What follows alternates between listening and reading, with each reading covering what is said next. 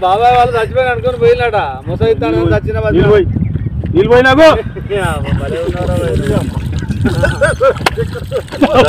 దీనికి ఎందుకు పన్న వాళ్ళ కాయ పండు ఎందుకు అనుకున్న వాళ్ళ ఈ చల్లదనానికి ఎండకు చేయలేక కన్నీకి ఓడిపోయి ఓడిపోయి వచ్చిన గెవలేక ఏం చేసావు 10 రోజుల నుంచి గణేట్ చేత నాతో గట్టించి నా కష్టం దోచుకొని గణేట్ రాయ్ నాకు అంటే డబ్బులు ఇచ్చారు కానీ శ్రమ